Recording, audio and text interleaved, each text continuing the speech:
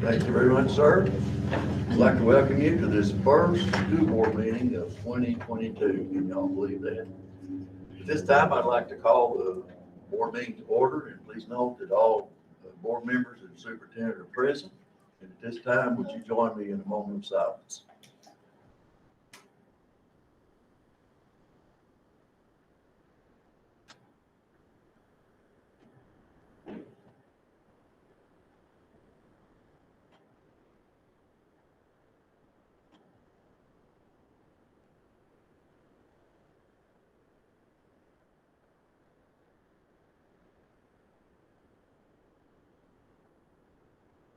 Thank you very much. If you're able to stand, would you stand with me and join me in the pledge of the flag? I pledge allegiance to the flag of the United States of America and to the republic for which it stands, one nation, under God, indivisible, with liberty and justice for all. Thank you very much. I heard some good. Yes, sir. Glad you tried out. Yes, sir. Very good. All right, item C is to adopt the agenda. Do I have a motion? I'll make a motion to adopt the agenda. Dr. Lamb made a motion to adopt the agenda. Do I have a second? I'll second that motion. Okay. With the understanding that there was going to be maybe a Amendment? amendment to it, but if it's, I think maybe it'll come as Oh, we made Second it. motion. It's fine. a separate motion. We're good. Oh, okay. Oh, We're good. all right. Thank you, sir. We can do it without amending it. Oh, thank you. Oh, thank you. I didn't know where you were going with that. All right, we've got a motion and a second. Any other comments? All in favor, let me know by uplifted hand. All board members were in favor. The agenda is adopted. Item number 2 is communications, and first of all, recognitions, Mr. Stowe. Is Ms. Simpson not here? I have not seen this since. Okay, well, normally we would start with our Danville office equipment support staff of the month. And we appreciate Danville office equipment being here tonight. Since she is not present, we won't walk through that, and we'll catch her up for next month, if that's all right. Okay. Our next one is our Whole Lot of Love Teacher of the Month. And if you don't care to head around, this is actually a catch up from December. And this time we'd like to recognize Miss Erica Barker from Paint Lick Elementary as our December Teacher of the Month.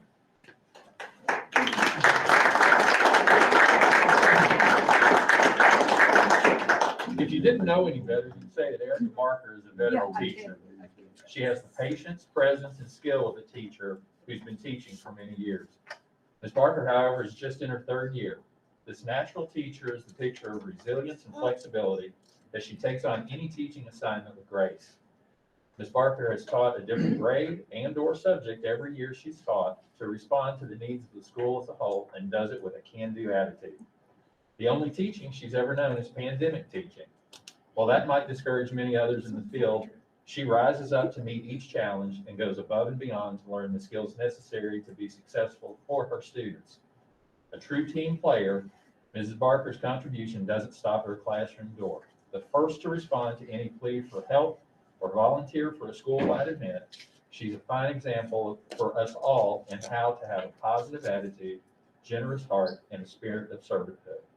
It's an honor to have the privilege to recognize Ms. Erica Barker as the December Teacher of the Month.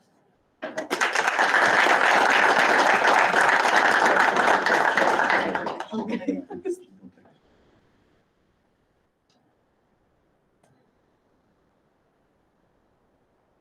All right, thank you. Thank you. Go to Jerry. Yes, sir. Stay there. Okay. Keep these two. Next, we'll be recognizing 2 of our teachers who have received National Board certification. Miss Elizabeth Turner, who's an English teacher and teacher leader at GCHS, and Ms. Jennifer Caldwell, who's a science teacher and teacher leader at GMS. If they'll come forward.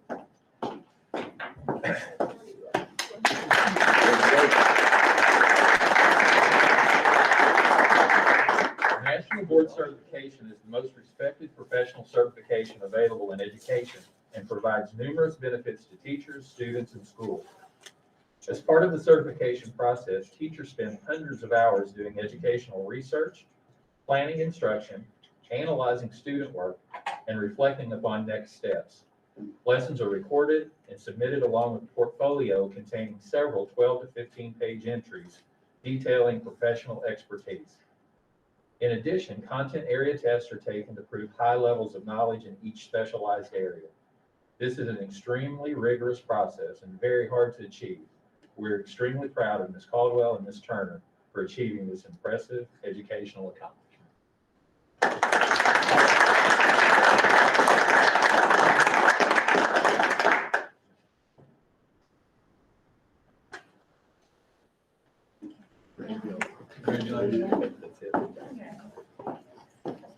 Next is our Farmers National Bank Students of the Month, and we were only able to have 2 with us, so we'll recognize those 2 tonight. Dr. Lamb, if you don't care. Our first one from Camp Dick Robinson is Trip O'Hare. Come on up, Trip. Mom and Dad, please feel free to come up too. Trip is a first grader at CDR, and he exemplifies a CDR Bobcat. Trip arrives at school wearing a bright smile, works hard at his assignments, and at following the rules and classroom expectations. He's quick to be polite, thoughtful, and helpful, taking notice of the needs of those around him and in the classroom. Most of all, he's excited about learning, and his enthusiasm inspires everyone around him. Congratulations, Trip. You're so deserving of the award. Congratulations.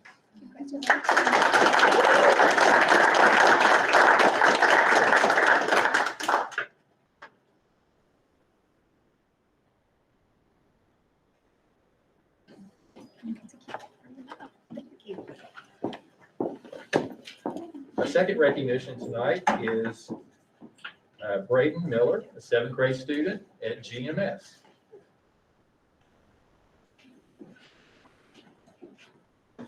Congratulations, Braden. Braden showed extreme respect when GMS went to the cemetery for Veterans Day. He cleaned graves and made sure that each flag was placed correctly. He's well-mannered and respectful to everyone. He's a great example of a model student. He's polite, he works hard, and we believe any teacher that has him will agree. Congratulations on being selected as the Student of the Month for GMS.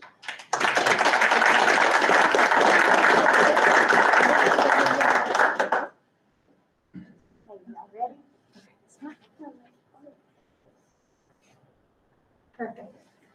And Ms. Simpson is here.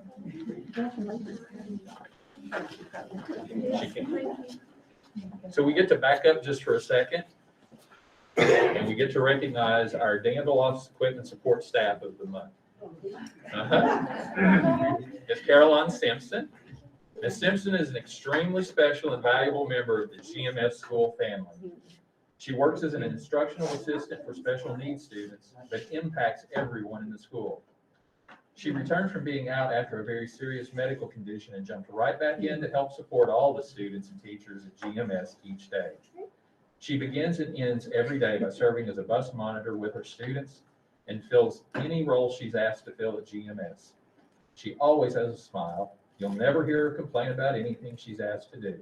And the students and teachers at GMS love Ms. Simpson and her calming, positive presence, and we're all exceptionally grateful to have her as part of our school team. Congratulations, Ms. Simpson. Thank you.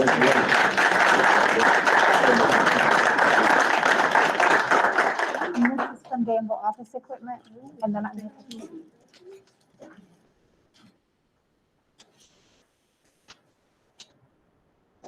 Congratulations. Appreciate you. Thank you for the recognition. God bless all of you.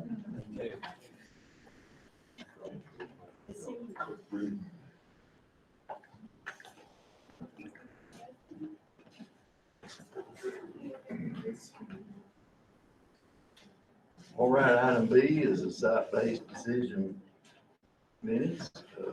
We have, I hope the board members have had time to look over those. And item C is, audit. Do we have anybody on? We have not had anyone contact us about speaking to us. Okay, all right. Then we'll move on to board members. Any board members have anything they'd like to share? I'd like to say something, please. Please? I would just like to say that, I have had a few people to reach out to me about masking. I did make the comment in December that I would be willing to revisit that. We have not discussed that as a board, and it's not on the agenda tonight. I am concerned about the next few weeks. I would not mind revisiting that, but I don't know how you all feel. But it has come to my attention that we do have some staff, members that have circumstances within their personal life that masking is very important within their classroom or within the setting in which they work. And I do hope that the students and families and parents, the families are in tune to what's going on in those classrooms and are respectful of the people in those classrooms and are willing to wear masks during this time. But personally, my life centers around under 5, and thankfully I have a father who's gonna be 95 Sunday. So I'm on both ends of the spectrum, and we try to live very cautiously and have tried to be careful throughout this period. And I just want to make a statement to say, if I were still in the building, I would be very concerned. And I would encourage people in my building to wear masks as much as possible, even though we did away with it. But I want to take a stance to say that I would be willing to revisit it until we get over this hump. That I hope that our community is respectful of those who have special circumstances, that we need to be aware of those. Almost told the same thing, basically, and, on a side note, I'd encourage, when we have services in church on Sunday, I'm encouraging everybody to wear masks, to protect those around them. I've had people tell me that, well, masks won't stop you from getting the virus, but it'll help, slow down spreading. So I appreciate you sharing that. Anybody else? Okay. Next, item E is the superintendent, who's going to share some things with us. So the first one is what we share each month, and that happens to be the changes of new hires or resignations that's available to you. We also have a reminder of our nutrition and wellness report, and Mr. Gresham's going to give a brief update about that, just so that you all are familiar with that. We're not going to have a lengthy presentation on any of these today, but we want to make sure that we've touched base about them. So I would share that a lot of gratitude to Mindy and Patrick Kennedy for the work, kind of getting our wellness plan, our nutrition wellness plan in a good place. The plan does have 3 components, nutrition being one. We are complying with all national standards required by federal and state law. We continue to be a CEP program, which means all of our students can eat breakfast and lunch for free. We do offer second chance breakfast in the classroom, and our menus are designed for the highest amount of nutritional value. The water bottle refilling stations have been critical to go along with our nutrition and our hydration. So we're really appreciative of all the added water bottle refilling stations throughout our schools. The second component of that is staff wellness. Our staff participates in the Live and Well program. Our staff is able to take advantage of the school-based services provided by Family Healthcare. And we also have rooms in our schools that staff can work out with physical activity prior to school or even after school for their wellness. And then the last component is physical activity for our students. We follow the whole community, whole child model. We are increasing the amount of physical activity in our schools that students have access to. We offer 0 fitness programs for students that are identified from a social and emotional learning is at risk, or they just need a little bit extra attention to start the day off right. And we are incorporating movement and mindful breaks within our classrooms for the social and emotional learning component as well.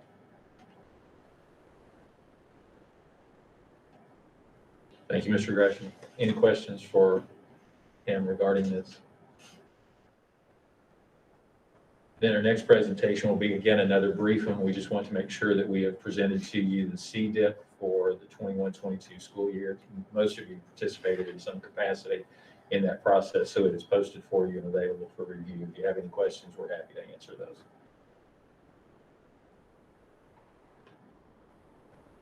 All right. All right, item 3 is reports, and item A under reports is treasurer's report. I think most of you have had a chance to review that.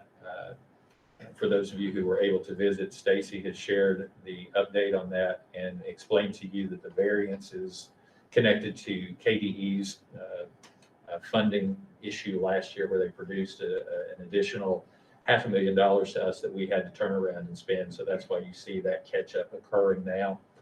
She's pretty comfortable with where we are. You have a layout of each of the different funds that we have. So if you have any questions about that, we're happy to address those. Anybody have any questions? All right, Just item B. just how I'm much- sorry. Go Well, ahead. that's fine. I was just a little tardy and I was wording the question before I asked it. Just how much money do we have in ESSER funds available now? And to the best of your, So all of those funds have been allocated. So to say, are they available to do something with, is pretty difficult to say. We have about $400,000 that we've set aside that could be used in construction process, but we think to do that, what we would do is offset general fund so that we're not paying for it out of ESSER dollars, which would put us at a spot where we had to pay a higher rate of pay because it was federal dollars. Outside of that, everything else has been assigned to either our math interventionists, to our summer programs, our after-school programs, our weekend programs. So money that's just floating around, it's all been allocated. it's allocated money. It may Yes. show on the books, but it's allocated and ready to go. Yeah. Okay, thank you. Yes, sir. You're going to hear some more tonight about our bond potential. So we won't spend a great deal of time on that one today, not that we normally do, but you'll hear an update on that. When this was shared with us, it was around $28 million. Again, interest rates have moved, and we knew that that would be something that would continue to happen, and you're all fully aware of that in your own life. Our bills are presented to you each week, and then we present them one more time during this, just so you have access to everything for our January payables. And that would take us to the consent agenda. Okay. As Mr. Stoll stated, our next item on the agenda is the consent agenda, and I hope the board members have time to look over each and every one of these. If no one has any questions about any of these items, I would entertain a motion to adopt the consent agenda. I'll make the motion, we adopt the consent agenda. Mr. McQuarrie made the motion. Do I have a second? Second. Okay, Mr. Hurd seconded. Any other comments? All in favor, let it be known by lifted hand. The consent agenda is approved. Item 5 is the action agenda. And item A is to approve board meeting schedule for 2022. According to expectations for you as a board, each January, you're supposed to establish your schedule for the year. What we have proposed to you is what you currently have, the third Thursday of each month at 6 p.m. with one exception. It's highlighted for you there. That's July the 14th. We'd like to do the second Thursday of that month to support a member of our board who will be unavailable on the 21st. So if you all are in favor of this, I would recommend that you approve this meeting schedule for 2022. Okay. Do I have a motion? I'll make the motion. Mr. McQuarrie made the motion. Do I have a second? I second it. All right, we have a second. Anybody have any questions or comments? This is up for changes if necessary in the future. It could be amended. I'll be in there. Anybody else? All in favor, let me know by lifted hands. All right, the board meeting schedule for 2022 is approved. Item B is to approve updated COVID-19 plan. Mr. Stoll. As most of you know, a few days ago, a couple of weeks ago now, CDC released some new guidance that said you could do a 5-day quarantine versus a 10-day quarantine, as long as you did certain things along those lines. To Ms. Davis's point a few minutes ago, there are two different ways of addressing it. For a school or a district that's fully masked, that has a mandate in place, or for a district that does not. Because at this time we do not, we have to look at it from that perspective. And so what we have done is updated our plan to align with that. It basically says that if you have been vaccinated, there's no quarantine that's necessary. If kids are wearing a mask, we can allow them to avoid the quarantine as well. If they're exposed, they can stay home for 5 days, test after 5 days. If it's a negative test, they can come back, or they can opt for our test to stay program, which is test for 5 consecutive days and then come back. If they come back in those environments, though, they're expected to wear a mask for 5 days for what would have been a 10-day period. So my recommendation to you is that we update our plan to come into compliance with both the CDC and what the health department here in Garrett County is currently doing. Okay, thank you. You've heard the superintendent's recommendation. Do I have a motion? So moved. Okay, Mr. Hurd made the motion. Do I have a second? Second. Okay, Mr. McQuarrie, second. If this is approved, will it be on the website so people can go to it? Yes, we will post it. If it's not posted by tonight, it'll be posted tomorrow. Okay, thank you. Anybody else? All in favor, let me know by lifted hand. Okay, all board members were in favor. The updated COVID-19 plan is approved. Item C is to approve a second English language interventionist, Mr. Stoll. We have a large growing population of English language learners. You have on the screen some statistics there. We have 61 across all 5 schools. We now have 7 different languages that we're supporting. We now have 4 students who have joined the district who are non-English speaking. And currently we only have 1 individual who addresses this. So based on the growing need, and if you look at what's required around the screening, access testing, program service planning, English learner cumulative folders, and parent meetings, 1 individual asked to handle 61 is kind of overwhelming. So this is a classified position. This funding would come from general funds. This is not an ESSER funding situation. It's probably something we will have to continue for a while. Our current EL interventionist is working to complete certification as a teacher, which would be great for us, and we look forward to that happening. We would take this position and post it and hope to find someone to fill that role and ask them to then come in, work with our existing individual, kind of taking the lead among the 2. So my recommendation to you is that we approve a second EL interventionist for the district. Thank you, sir. You've heard the superintendent's recommendation. Do I have a motion? I move that we hire a second EL teacher. Ms. Davis made the motion. Do I have? I'm sorry. Thank you. Do I have a second? I'll second. Dr. Lamb seconded. Any questions or comments? All right, all in favor, let me know by lifted hand. All board members were in favor. Item C is approved. Item D is to approve a part-time teacher for Garrett County High School. So back to the question about ESSER funds. Some of our schools do have funds available to them that have not been allocated just yet. They're not district funds anymore. They're at that school level.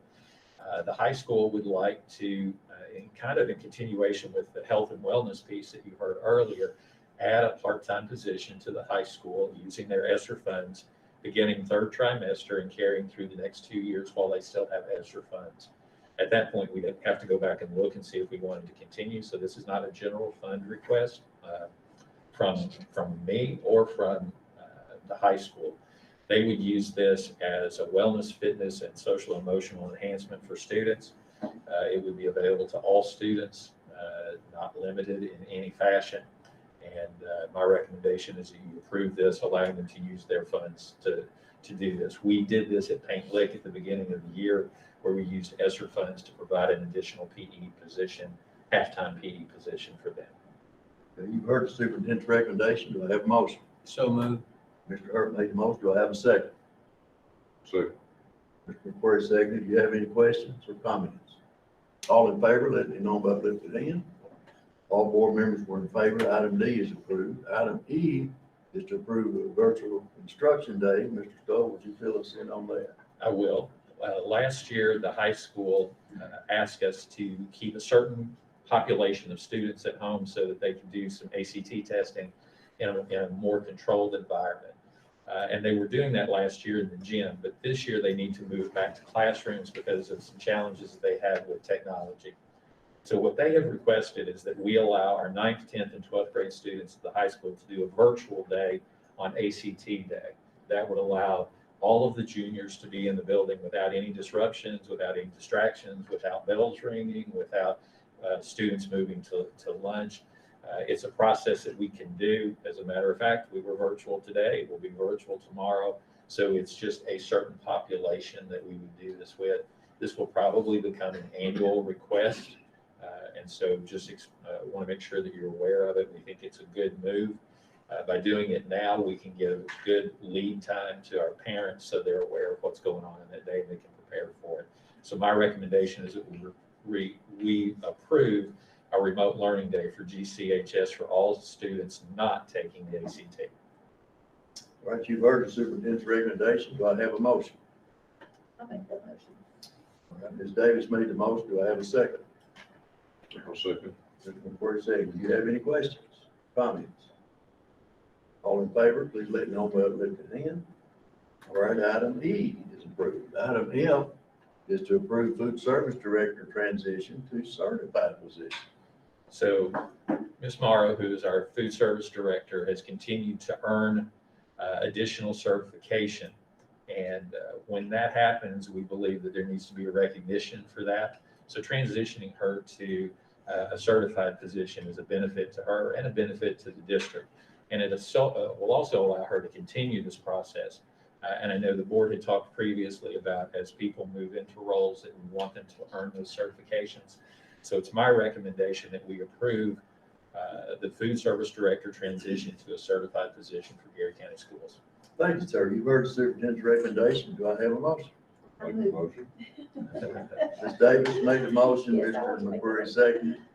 Do we have any questions or comments?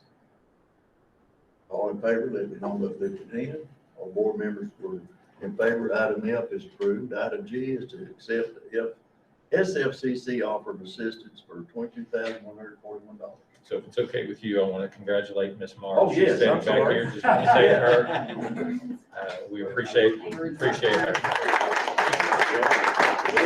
Not a problem.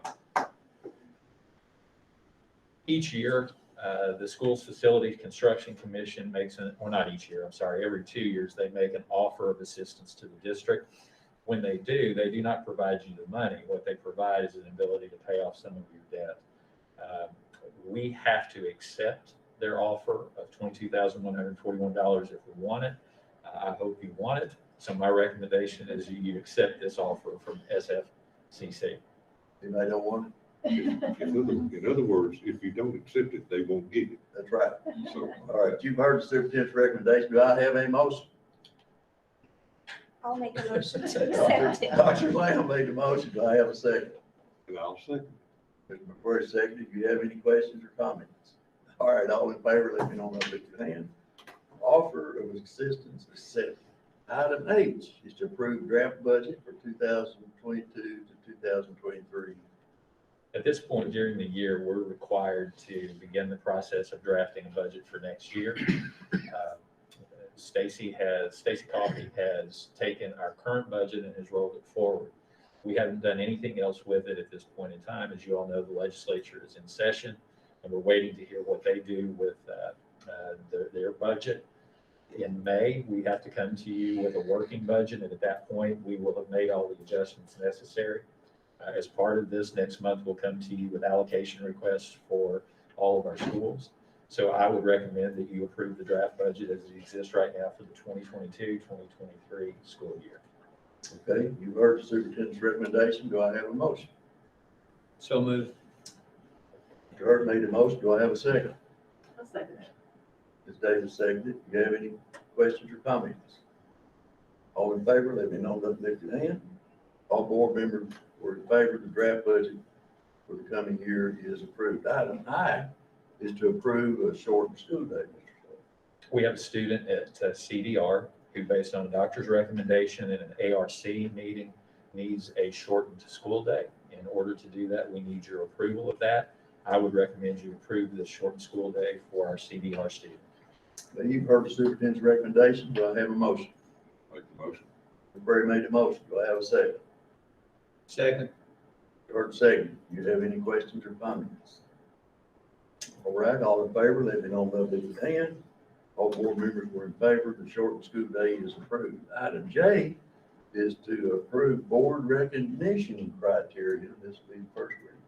So we won't do much with it today. We've attached that for you. A recommendation was made that we should standardize how we recognize our teachers, our students, even our board members. And so we've put together a draft of what that might look like. We'd like for you to take a look at it, make recommendations and changes to that. And when we come back in February, we'll ask you to approve that. It takes no action on your part today. Thank you, sir. Item K is to approve a calendar amendment for January snow day. As you know, we've had some NTI days, but we also had on January the 7th an actual snow day. That's an old-fashioned thing that some of you remember from your days where you were actually out of school and you had to make them up. So when you have to make it up, you've got to amend the calendar in some fashion. We would like to go ahead and do that to make our parents aware of what that change is so that they can prepare for that. We would like to recommend to you that April 1st, which was a Friday leading into spring break, become a student day, and that May 17th, which is primary election day and had no activity scheduled that day, become a staff day to replace the staff day that would have been on April the 1st. If we do that, then our calendar comes back into alignment with everything that happens and every requirement that we have at the state level. So my recommendation is that you approve this calendar amendment for our snow makeup day. All right, you've heard the superintendent's recommendation. Do I have a motion? So moved. Ms. Davis made the motion. Do I have a second? I'll second. Dr. Lamb second. Any questions or comments? All in favor, let me know by lifting your hand. All board members were in favor. The amendment is adopted. Item L is a finance review with Garrard Financial. So Kelly Mercick is joining us virtually. And Chris, I'm assuming I need to stop sharing so she can share. Is that correct? Good evening, everyone. Am I good to share? Yes, ma'am. Yes, ma'am. Kelly Mercick with Bayer. Thank you. Thank you all for letting me virtually attend. Initially, I was concerned about the snow, and then to throw another change, my daughter is sick. So thank you all so much for being so accommodating. You all always are so helpful. So I'm going to share my screen here just in a moment.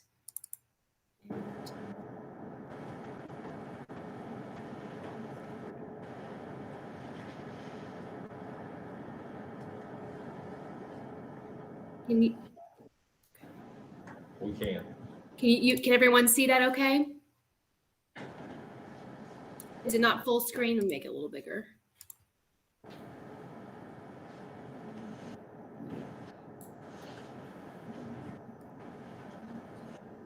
Just want to make sure everybody can see it well. Can you all see that okay?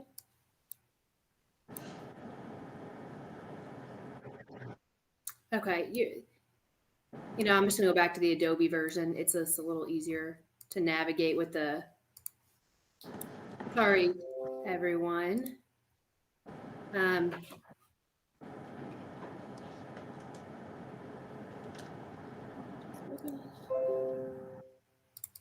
can see technology is not my strong suit. This is okay, I'll just share from here. So thank you all very much. First, I just want to say that I heard you all pass your draft budget, and I want to give a little pat on the back to Ms. Coffey. The draft budget is so interesting right now during the General Assembly. She has to put together a budget when she actually has no idea what funding levels are at. So she's going to come back with a working budget and multiple budgets, but I always feel for finance officers when they have to put on paper where they think things are going to be without having really any direction. Because right now in Frankfurt, I'm sure everybody's keeping their ears to the ground. There's a lot of moving parts, and there always is in budget session. One thing I would say from what I'm hearing is that there's a lot of really strong support for K-12 public education, which is really important. And in this presentation, I'll touch on that because it is very helpful. When I always like to have good news. And this evening, I think I have some pretty good news to share with you guys as we move forward and contemplate projects. So the topics that we'll cover this evening are the revenues available for debt service, because there's certain money that you have that has to be used to pay debt service or address capital projects. Bonding capacity is a fancy way of saying a borrowing capacity. If you were to be able to go get a mortgage, what would the school district be able to take out and borrow. So we'll give you that update and then show you a preliminary finance plan for the projects we have at hand. And I just picked some round numbers just to show you how you can afford what you guys are planning for. So the first slide, I think this first slide is a review of your assessments and ADA history. I love this slide because I think it really shows the growth of the district. And I'll start with the assessments. Right now, your all's assessments are a little over $1 billion. And you can see the 5-year average is about 4.1% annual growth. Looking at 21, you can see the 21 year, there was a big jump, but that's kind of what I would say an outlier year, but you can kind of always expect a steady, healthy growth of assessments.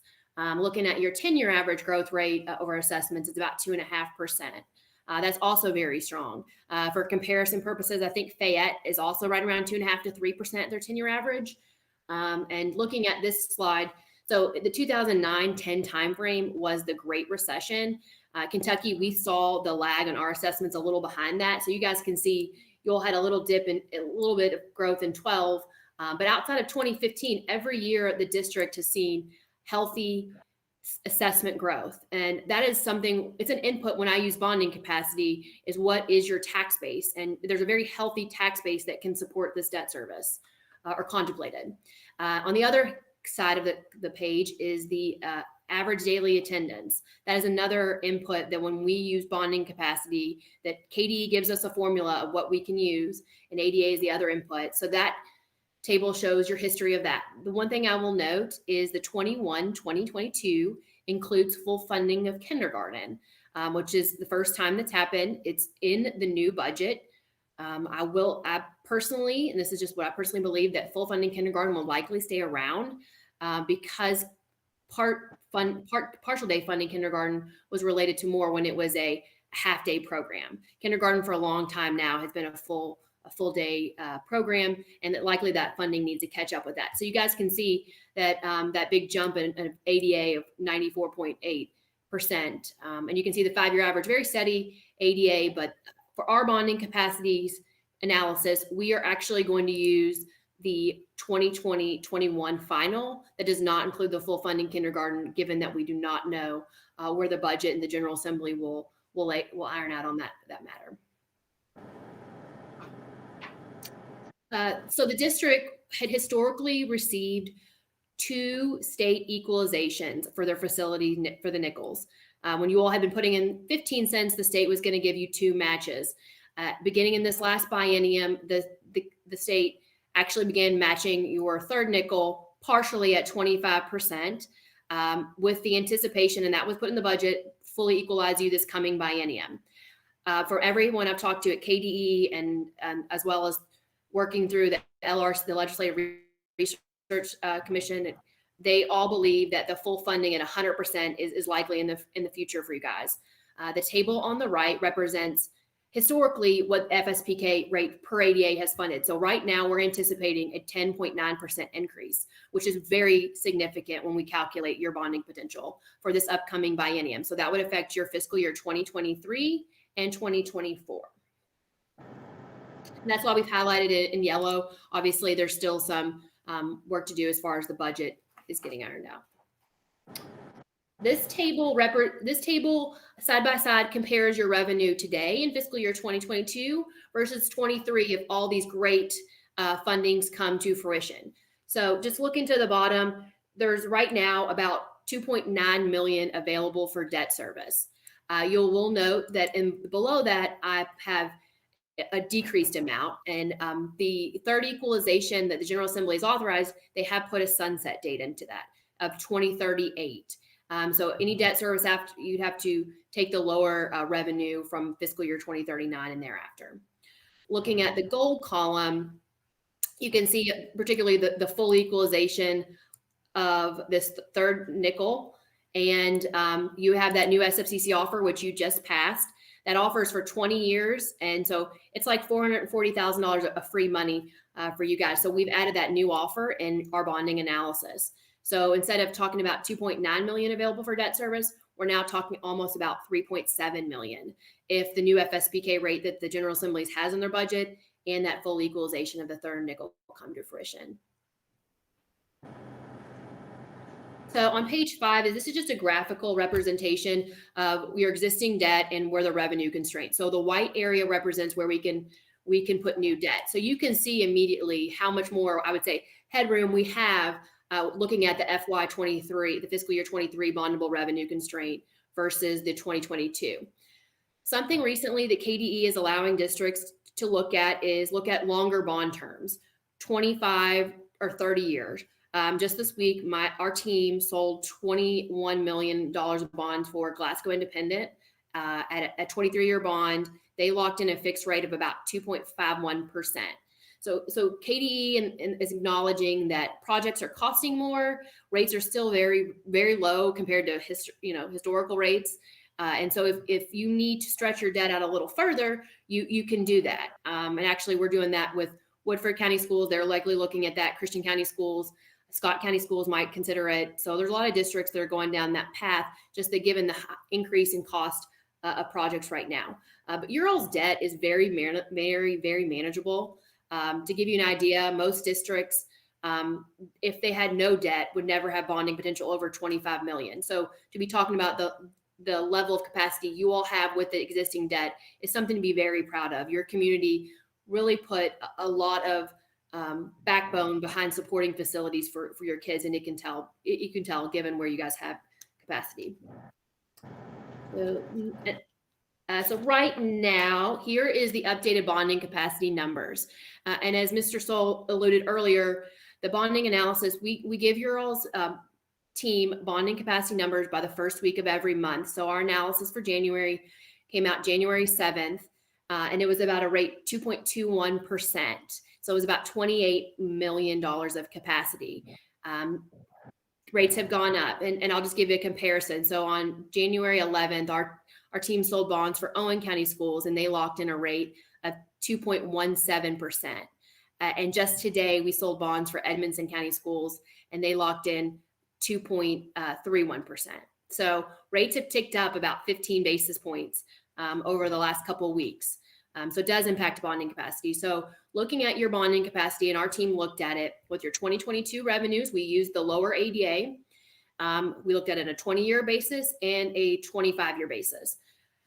So given how some of that revenue falls off in the later years, when we look at it with the 2022 revenues, there's no real benefit to stretching out your debt for that. It basically, your capacity is right around 26.9 million with current market rates. Looking at your 23 revenues, which I feel very confident will come in where they're projected, bonding capacity over a 20-year basis is 41.3 million. Or if you look at a 25-year bonding capacity, it's right under 59 million at 49.8 million. So looking at the upcoming projects, it's important to think about cash flow and how to afford the debt service payments. The blue line represents the revenue that you have in 2022. So right now, if you all were to sell bonds today, we would we would stretch out the gym project likely for 25 years, and we assume $16 million bond for that portion, and do $9 million a bond for the athletic complex at a 15-year bond. And you can see how close that debt service payments represented by the slash lines get to that bondable revenue constraint. They're very close to touching that line. I'm always committed to making sure Ms. Coffey can sleep at night. She's got some wiggle room in those early years, but historically that capital outlay money she's needed to transfer to the general fund. So this puts a little bit more pinch on what I feel comfortable with, but I think you'll see the 23 that where you're actually likely going to be bonding, giving timing, there's plenty of headroom to afford these projects and keep them over a 20-year term. So moving on to the 2023 revenues, you guys can see how much higher that revenue constraint line is. On this scenario, we have done the gym project, the $16 million over 20 years, and we kept the athletic at 15 years. And you can see there's still ample capacity and plenty of money to be available as far as capital outlay being transferred back to the general fund. And I'll just kind of wrap up, and I apologize I went through fast. It's such an extraordinary time for your community and your kids. I said it before, but taking on 15 cents to your building fund, and that's just money that can be used for debt service or capital projects, really shows the commitment you guys have for making sure the kids have the top tier facilities and places to learn. Right now, with your bonding borrowing capacity, you can take on these projects with the 2022 revenues or the 23 revenues without any tax increase, any new building fund tax. This money is there and available for the project. And I fully anticipate that you'll see an increase of about $700,000 to your building fund in 2023, given how far we are on the budget and what I'm hearing through Frankfurt. It's an extraordinary opportunity. That third equalization, like I said, it only is on the table till fiscal year 2038. So that is that incentive to move quicker than wait, because the longer you wait, you miss out on that revenue available for these projects. We continue to see very low rates. In addition to selling the Glasgow bond issue, we sold a Marion School bond issue this week. They locked in right around 220. So there's very competitive. That was for a 20-year bond issue. So there still is competitive rates out there. And it is a time if you need to borrow to get in there. There is obviously the anticipation. Market participants are keeping a close watch to what the Federal Reserve is doing. Everyone is saying they think rates will increase likely 3 to 4 times this year to kind of pull back the inflation. That's to be seen. That's been on the table for several years, but I think this year, given the level of inflation we've seen thus far, it is likely something to plan for. And that's why these monthly bonding updates are so helpful, so you guys can see how quickly the rates change bonding potential. And I'll just wrap up and say you have an outstanding administrative team and a great partner with your architect team. They have experience leading through these projects. When you're going through these, you have the right partners that are going to make sure the district is on fiscally sound feet when they're taking on these projects that are so vital for your community and for your kids. But pause there, and I'm happy to answer any questions. All right, any board members have any questions? Kelly? Yeah, Kelly, we appreciate you sharing that with us. Thank you. Anybody else? Can we get a bunch of these? Kelly, can we get, it's okay for me to print a hard copy, right? Yes, sir. Yes. Yes, we can get you.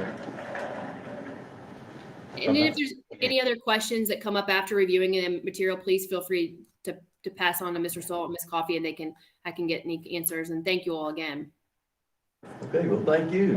Thank you. Have a good evening. Sorry for my technical difficulties getting the presentation up. I do not claim to be an expert at that, I promise.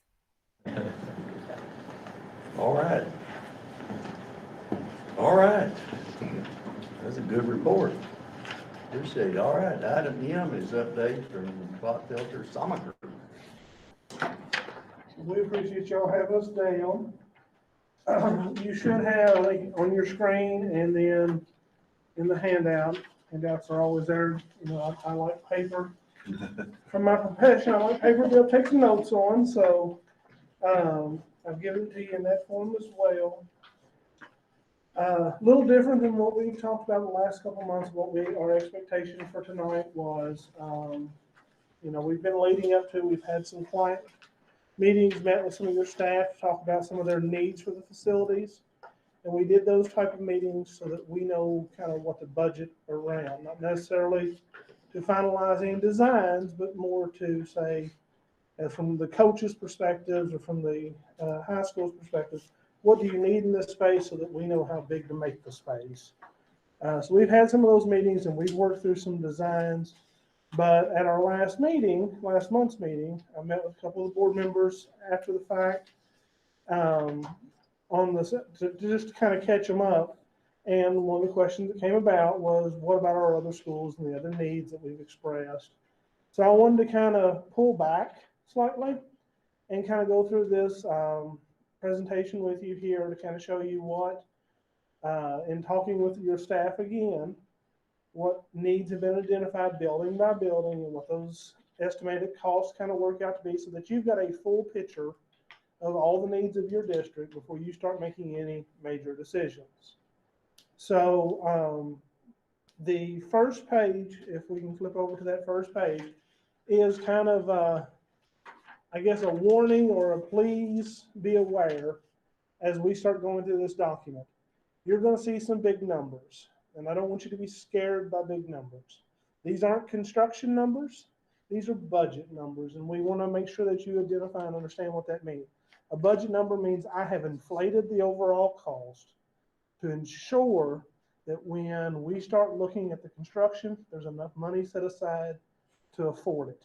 Because we don't know what these unknown market conditions are going to do. So I've got to build in a cushion so that if I tell you it's going to cost $10, it doesn't come back and cost 13. So you'll see these numbers and they're going to look bigger and you're going to say, well, I can do that cheaper. Of course you can, of course we can.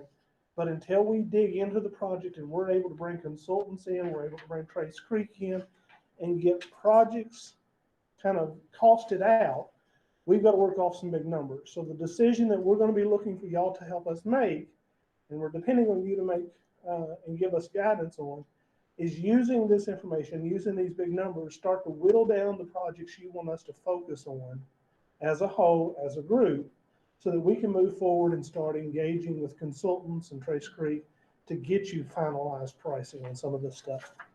So that's kind of my, eyes wide open approach to what we're getting ready to look at. And I know y'all have already seen this information, for the most part, y'all walked through it. I think we're going to continue to talk about this in the next week, but I'll just briefly go down the list with you. And you'll see a lot of repetitive information school by school. As we're looking here at Lancaster Elementary, if we go down through there, we're looking at floor replacement, building interior repainting was identified, restroom upgrades, window upgrades, door and door hardware, roofing upgrades, HVAC system costs. And we just kind of went down that list and priced out what those are. And we're not using I went around and counted and measured every window. It's a cost per square foot. Here's what we expect that this is going to cost based on the square footage of the building. And we run down that list. So your total identified projects, and I'm not calling them needs. When we do a DFP or, we're doing facility planning, we often call those district needs. You've identified that as a need that must be fixed. I'm calling these projects because they've been identified as things we'd like to have done, we'd like to see done, but they're not required. The roof isn't falling in, the windows aren't broke out. It's things that we see as long-term maintenance. These are prices we're assigning to them that then can help the district decide, do we want to tackle that painting project ourselves? Do we want to phase out our tile floor replacement to where we're doing 2 or 3 classrooms a year in each building, and then we're slowly getting through that? Or do we want to do it as one whole big project? So when we look through that, that's what those numbers break down. It kind of gives you some guidance on how you want to approach these projects. Some of them are small enough that the district maintenance staff could bite them and take care of themselves. Some of them are small enough that you can hire in and do small projects every summer to kind of chip away at some of these. And then some of them are just large enough that they need to be bonded. So when we look at Lancaster, as we go down through that list, we're looking at about $6.9 million in possible projects. Yes, sir. How old is Lancaster Elementary? David, when did y'all design that building? 80. 25, 1980, 92. 90. We get open 7-year paper too. Paint Lick was 91, I believe, We opened in 92. 92. Yeah, my job number on was 91, so. Yes, sure, yeah. So we hope And I think I was for a year. open in 92. Yeah. Okay. Yeah. What does KD recommend on schedule for remodeling the school? So major renovations occur at the 30-year mark.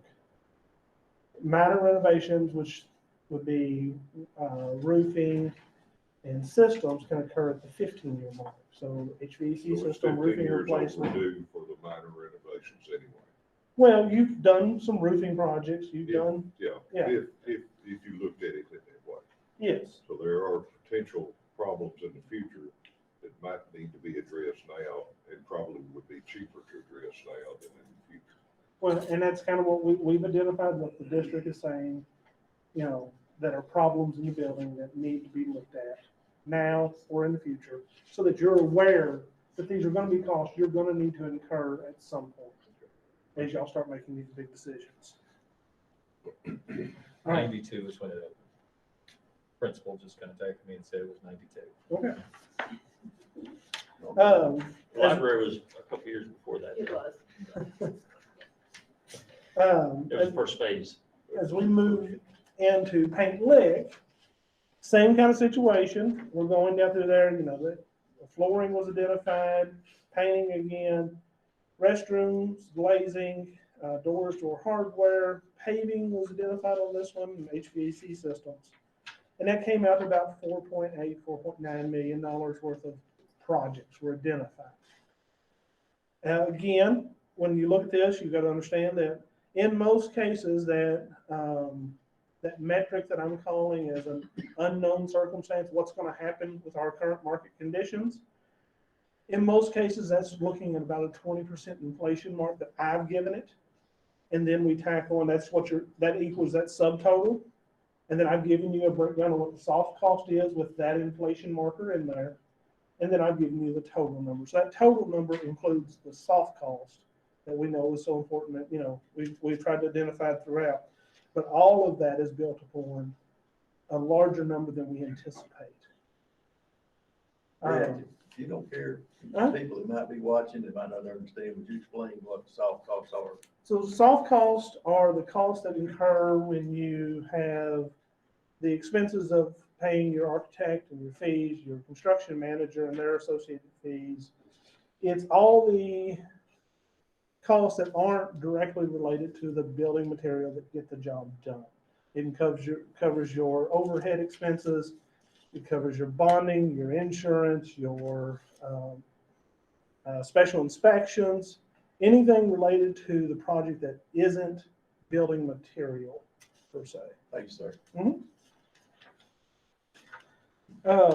Camp CDR, as we went through there, again, flooring replacement was identified, painting, restrooms, the shingle roof system was the single, runs out to be one of the single largest building issues. I know we've identified, and that's probably one of the, from your outlining from the elementary schools, that was probably one of the issues that sticks highest up on the list from your maintenance team is y'all got some water infiltration issues that are occurring there.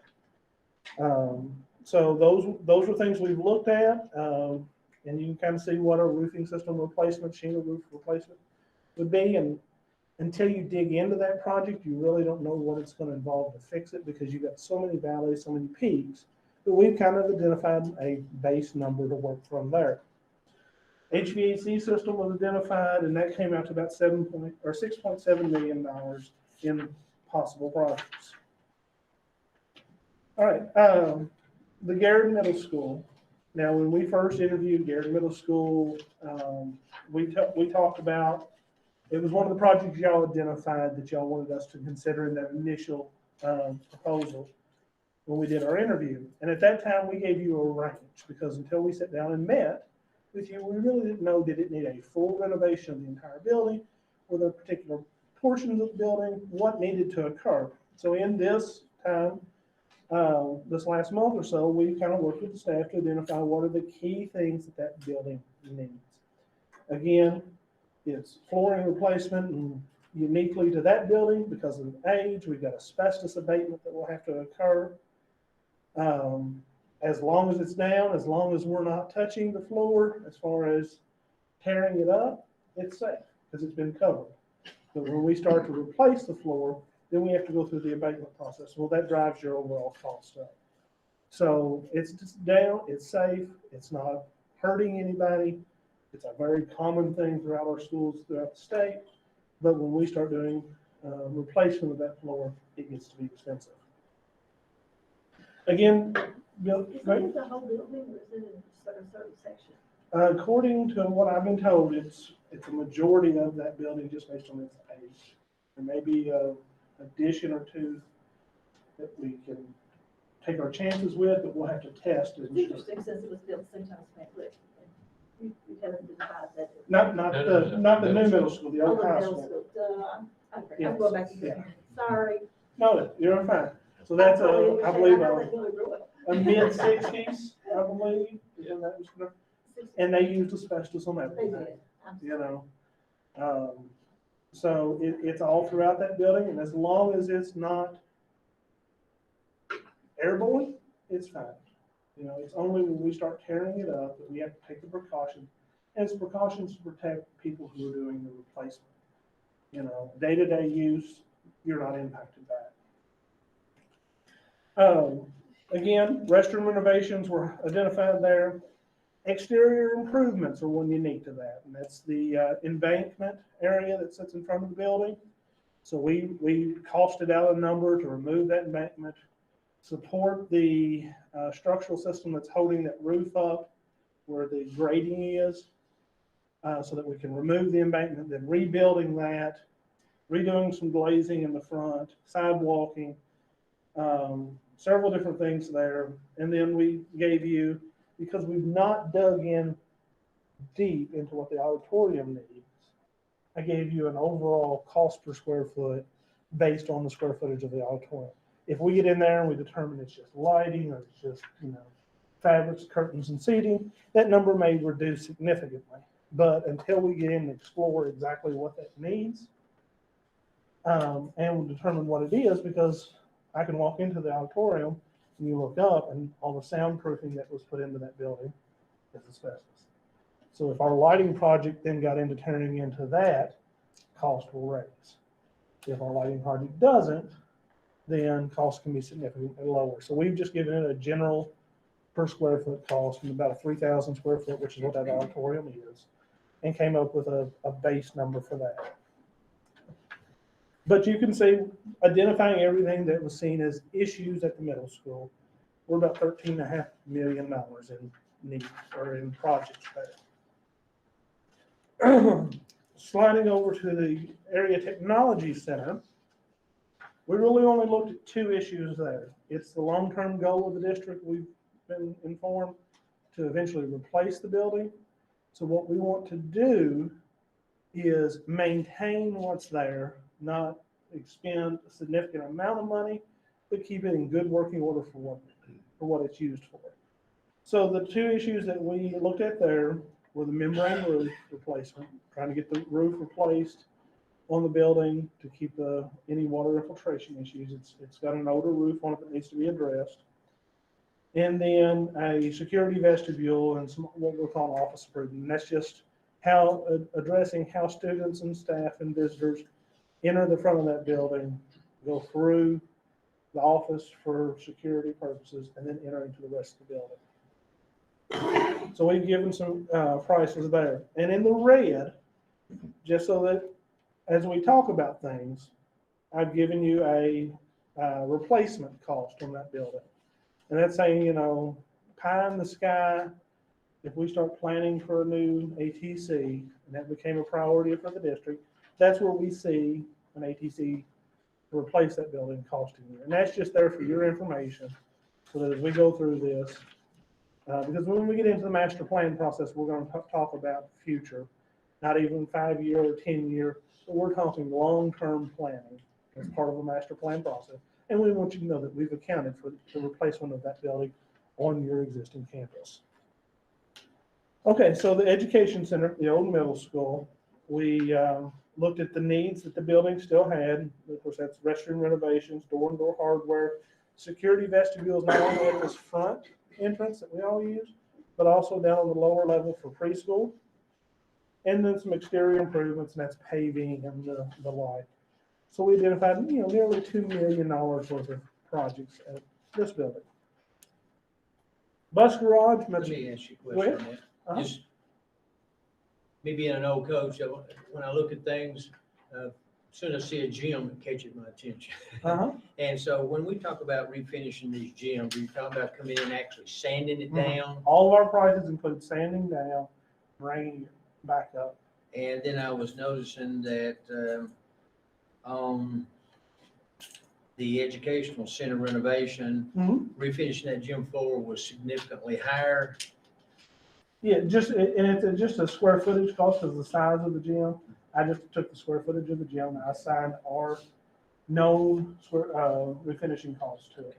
So it's, again, big numbers, big budgets, just trying to give you a number that, again, I don't want to tell you $5. I wanted to really get the idea that it was going to be sanded, because I've redone gym floors and just, taken This is and not- sand yeah. screened it off. This is taking it all the way down Yeah, to taking the it point off. that you could do a color change if you wanted. We can do whatever you want, go down to the hard natural sand.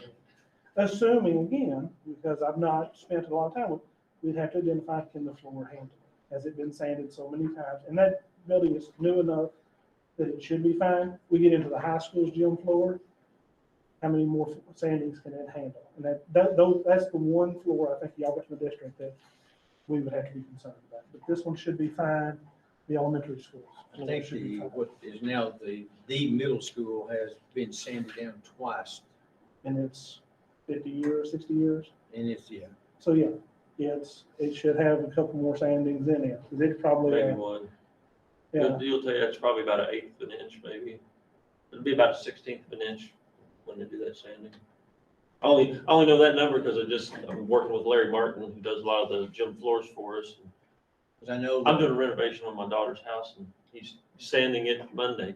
So I was like, how deep will that go? Because it is either one of the sandings occurred because of the fact there was termite damage. Mhm. And they had to go in and drill and chemically run. I think they actually went all the way back to the end of the classroom section because the termite beds were all the way back into that area.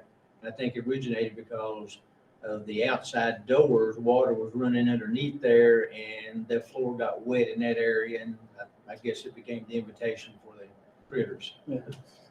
So again, we're just, in a lot of these cases, I'm taking square footages of that space and I'm applying numbers to it so that we can create that big budget. We get into it, we bring the Larry Martins and whoever they're going to be able to tell us what that actual cost would be.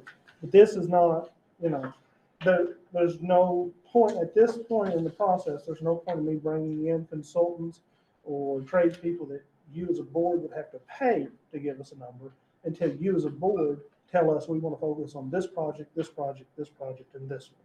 So these are my big numbers using our historical data to give us the ballpark that we want to be in. All right. So that was the education center. The bus garage. We've identified over there, its major issue is its roof.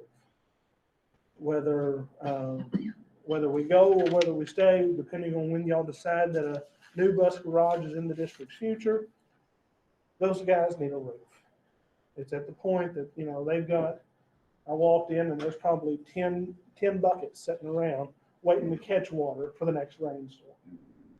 The guys need a roof over there. So we gave you a cost estimate for what that repair roof could be. And we're looking at two different options. Either going in, tearing off, and putting a membrane roof, a felted membrane roof over what's there if we can. If we can't, then we'd look at a foam roof. I'll be the first to tell you, I don't like a foam roof. They're not a long-term solution.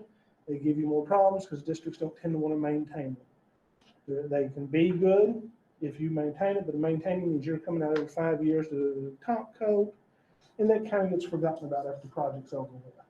And doesn't get handled as well. So we tend to stay away from them. But if this is a building you're looking to vacate in the near future, let's go with whatever the cheapest option would be, whether that's foam or whether that's a tear off and a membrane.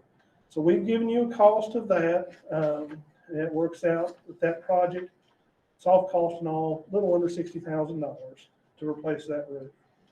We've also, in red again, given you what we think a new 3-bay bus garage would cost. And I can feel pretty confident about that number, just simply because we're finishing one up in Washington County. It's a 3-bay. When we bid that in 19, all in, soft cost and everything, it was about a $2.5 million project that they're working off. We're finishing up, quickly now. Because of the unknown market cost, I've paid that as right at a $3 million project.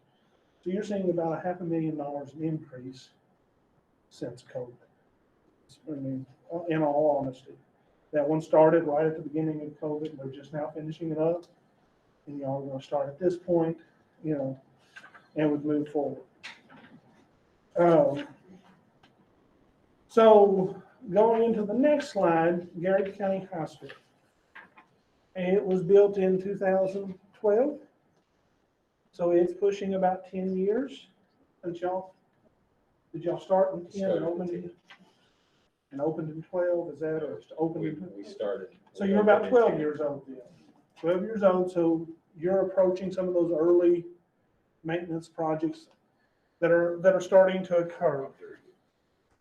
That affects state funding too, doesn't it? Well, Approving- because that bill, Approving, costs before a certain time. yes, the state will have a say on what we can and can't do in that building. So just because it's on this list doesn't mean the state's gonna let us do it. This is what your staff identified are issues at that relatively new building. And we'll dig deeper into this one because I've given you one big number and a lot of little numbers. The district identified that the lobby flooring area is pretty heavily damaged. State would probably have some issues with that, so that may be something that the district would handle in-house using general fund money or something like that to fix, because if we tried to bond that, they'd probably nix it because it's not in that schedule of replacement. But there's a rough cost to what the lobby floor would be. Apparently, we've had some electrical surge issues throughout that building, so maintenance asked us to price out what a surge protection system would be. We've also been told that the lighting controls in that building, as soon as it opened, they were basically discontinued, so they can't replace them. So we gave you a lighting controls cost estimate. We also looked at fixture replacement, because that's the only building I think y'all are running now that is still on fluorescent lighting. Everything else is being switched to LED. That entire building was built with fluorescence. So we looked at that. Then I looked at the building settlement cosmetic remediation. I'm very specific with what that is. That is not settlement remediation as in jacking the building up and the building is settling. It is showing some cracking. You go into the gymnasium, and I think they're running up one corner. Is a crack that runs from 5 or 6 feet up all the way to the roof, and it's a 1/2 inch to 3/4 of an inch gap. It's running right beside a steel beam. It's not, the building's not falling down on you, but it is settled. That column, the steel column, is settling different than the concrete wall foundation and where they meet. So we gave you a rough number to kind of go through and just cosmetically repair some of those issues throughout the building. We've had, some lintels that have given you some problems because the building is settled in such a way. So I'm just giving you a base number to work from there. Roof replacement. In our meeting, it was identified that yes, that roof is 12 years old. At 15 years, it has no problem letting you replace it.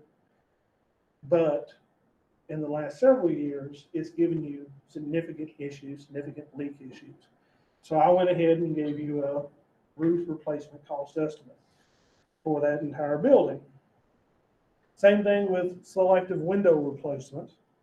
This is not something KDE will like because it's not in that 15-year marker. It kind of falls. We're not there yet, according to them. But according to your maintenance staff, you've got some of the big, large windows in the gymnasium. It's a cowl wall system. It's not technically glass. It's a plastic wall system or a fiber wall system. It's giving you some issues with some leaking. So we've given you some prices to fix some of those. And then the skylight replacement. This is not a recover. This is not a replacement of that system with roofing of any sort. It's just a replacement of the skylight with a similar skylight. Apparently it leaks. So we've given you some numbers to look at for that. And that comes up that 12-year-old building has roughly $3 million in possible projects that y'all can tackle. All right, big deep breath. Now we go into what y'all actually hired us for, which was the master planning process, the fun stuff.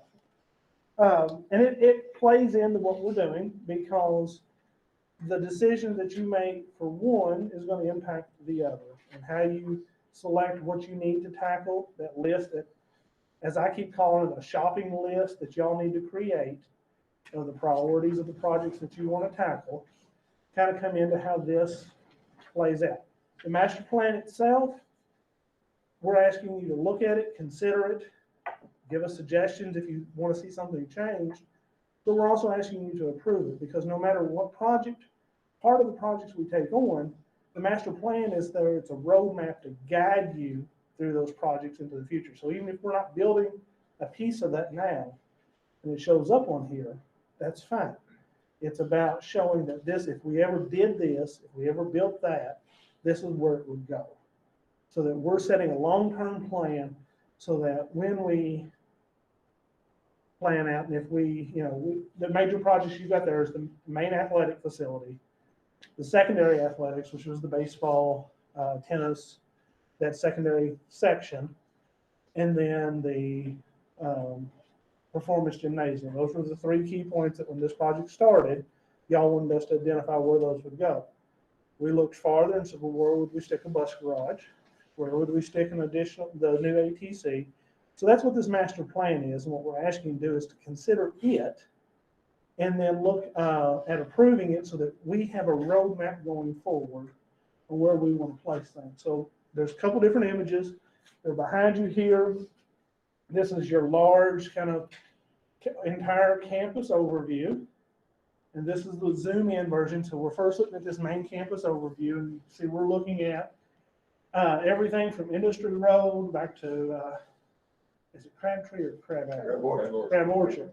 Some crab tree, some tree and some orchard. At least I'm not like my GPS and Garrard. So I've got Garrard right, but I may not have my trees and my orchards right yet. So between the two roads, you can kind of see that what we've done is tie one interlinking road that is going to let you navigate that campus from the athletic facility to a future bus garage facility up to the farm facility. Let buses come in and out of the campus without necessarily stopping traffic and creating congestion issues, but also let parents interact on the campus without being involved in the bus traffic. So we've got this large snaking kind of campus drive piece that we'll work throughout and wraps around what we call a pretty tight configuration for your overall athletic facility. And we've done that specifically because we know the farm is important to you. So you want to slide up. When we looked at some of the original proposals for the building, when this was built back in 2012, 2010, 2012 range, a lot of your athletic facilities kind of hooked the corner and fell into where the farm barn is and where the crop area is, the cows are. And we wanted to try to keep the high school in a high school campus so that you feel comfortable letting a kid walk out of the cafeteria down to an athletic building for their next class, and you don't have to feel like they're leaving campus. We created a campus environment for you. And then we've been respectful to the farm, and what we're saying is roughly about 30 acres of maintained farmland. Now, to achieve what we want to do to create this campus area, those baseball fields, softball fields, and such, we've got to do a lot of earthwork moving. That means we need to find some dirt to make that site level. What we are proposing doing, what we've looked at through our study, y'all approved that survey for us so we could get that initial data, is we want to go into the farm, take the topsoil off, set it aside, then pull the undersoil to then do our build-ups over on the campus site. When it's all said and done, we'll take that topsoil back, not over to the high school, but back to the farm, and make sure that that farm can continue to grow crops, continue to support your livestock, and continue to be that resource that y'all have got currently. We're not trying to give you bad ground to create good ground. We're keeping good ground, and we're going to make good ground. So we're respectful of that farm area, and in that, we're saying that, without including where the bus garage is or the old sports complex building that y'all purchased, they'll have about a 30-acre plot of land that they can call the farm. If we zoom one in to the next, we're zooming real close into that campus site. And you're seeing here, you can kind of see at the bottom is the existing high school and then a proposed future addition for a performance gymnasium is shown on there. When the board decides they want to tackle that project, it's kind of schematic of what that would look like and how it would sit on the site. And then you see that, well, the existing parking is gone. And we've moved that parking over to where the current, I guess, hole in the ground is. That's where I can term what that is. What we're seeing there is we're looking at a couple different options. We've got an existing hole in the ground. Can we use it to our advantage and make that some water retention? Can we fill it in with some of that dirt that we've taken from the other part of the farm? Yes, sir. Part of the parking lot you're gonna tear up, quite, I think, you're gonna hit some rock. We're gonna hit some rock. We're probably gonna find a few sinkholes. In Garrard County, I guarantee, if you, That'll help us on our drainage. Because we've been told, as far as subsoil, uh-huh, it'd be pretty good, but the quantity, mhm. what you're doing, you already separated it out. But there- I may not know there what is I'm gonna be some doing, but rock I've got there. people that know what they're doing. Might even set I'll up never pressure, admit to being use your a own professional crushed- in make your everything. own crushed rock. So we're looking at a large central parking lot, center of the campus. Instead of having multiple little lots the district has to maintain that are scattered out, cars are just everywhere all over campus. One big lot that'll serve your day-to-day operations of the high school, that'll serve your largest football game, that'll serve the largest band competition that this county can have. And it also serves as practice facilities for the band.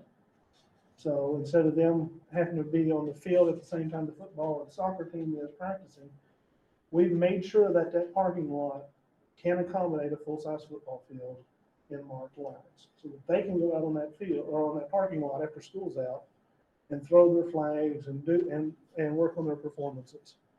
At the same time, somebody else is practicing on the main field. Go ahead and zoom in one more image for me if you don't mind. So as we get a little closer, now we're not really looking as much as what the high school and that addition is. We're now looking at what the athletic campus is. So we're placemaking. You can kind of see there's our large parking lot.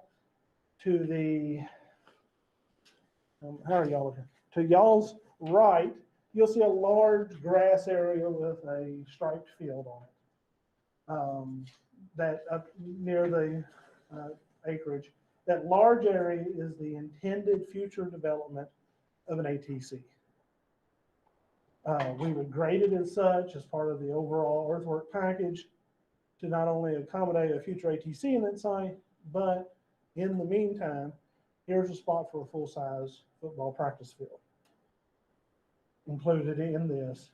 And until y'all decided to build that, that could be its intended purpose. It would be graded in such a way that for most parts you could do practice on that field until we decide to build a ATC in that center 5 years, 10 years, 20 years from now, whenever the district is at that point. To identify what we're looking at, you can see we've got what's called a broken back track. In that broken back track, that allows us to put a soccer field and a football field inside of it. Accommodate that so that y'all can host your regional competitions. It's all in compliance with KHSAA to allow those competitions to occur. And then you can see the auxiliary track and field equipment areas that kind of span out around the football, soccer and track complex. We're looking at a grandstand in that area to accommodate 2,000 on the home side. And if you think about your student population, it's about 700, right? 780.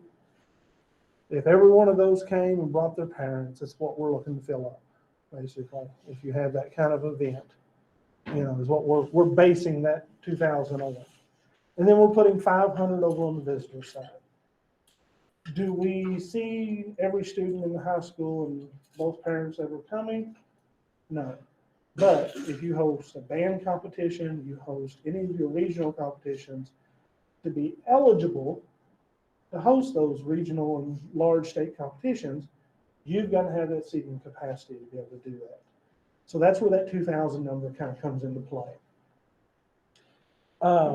That is identified as item C on that list. Item A and item B are the support facilities for that stadium and athletics. So A, building A, the larger of the white squares, contains the football locker room.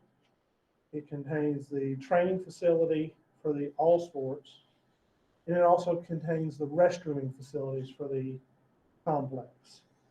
Building B contains the concession stand for all sports there. It contains the visitor locker room, general visitor locker room for all sports to utilize. And it contains sports team storage.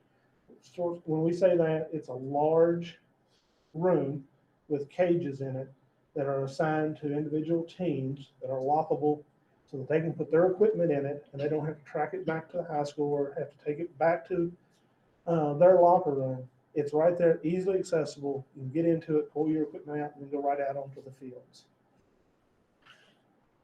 You see that center, right, almost center of the image is the existing athletic training facility that was built when the high school was built, right there. And talking with your team, one of the things they'd like to identify, and when we had our initial meeting, buildings A and B were significantly larger because we had a wish list that we were trying to meet. And they had additional locker room, boy and girl locker rooms in it to accommodate track and soccer teams and all that.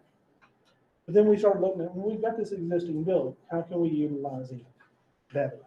We also had a weight room facility in A and B before we had that meeting. In that meeting, we identified, well, we can consolidate, we can save some money. So we ended up taking out 2,800 square feet out between those two buildings, which is significant in its overall cost, by saying, well, we can move that boy and girl team locker room. You've already got those existing in your current facility. The current facility has a large boys, a standard girls locker room, assumed equipped for that football team. That's what it was designed for. What we're proposing in that is let's do some minor renovations. I think my number on that on your breakout sheet that you'll see shows $250,000. Minor renovation in that building. Let's move some walls, make those locker rooms equal in size, and then put our shared weight room facilities for all sports in there. So all those outside sports would have a shared large weight room inside an existing building. Then you also have your other space, I think there's some office spaces, some laundry spaces in there as well. And then up left of that, you see that we're currently showing a quarter practice field in that area. No, that's the half field. Quarter field's a small, right there. So what we've done is we're showing you that there's enough room there to put a quarter football field for practice on that, right? We're intentionally showing you that so that you see that that's a possibility. But more importantly, we're leaving you space there for future growth. Should the district in that 5, 10, 20-year range say we want an indoor sports practice facility like the other districts around us are all building, you have a designated space to build that. It's not cabbaging on to an existing building. We've thought ahead to give you a space that could occur in our master plan. So while it's showing a quarter field, that can be a open grass lot for many, many years. And then one day in the future, you may decide to build in that area. Same way where you see the 4 little trees and the red bush on the side of the existing athletic building. Possibility of an addition could occur there. We're just trying to not limit the district's possibilities and kind of pin you into future growth. So everything we've talked about thus far is what we're considering phase 2 or bid package 2. And let me explain, I'm using two words. When we get into our budget numbers, I'm currently on all the documents showing it as phase 1, phase 2, phase 3. I want you to think of those as phase 1, phase 2 have to go together. If you're doing one, you're basically doing the other. And everything we've talked about so far has been phase 1 and phase 2. And that's what y'all have identified, which is the main track, football, soccer complex, parking, athletic support facilities. That doesn't include the performance gymnasium. It doesn't include baseball, softball, and track, right? Baseball, softball, not track, I'm sorry, baseball, softball, and tennis. Doesn't include those. Baseball, softball, and tennis are phase 3. So I broke that out, which you consider bid package 3. My understanding is you have nice facilities over at the existing middle school. If budgeting became an issue, here's an option of something that could come later.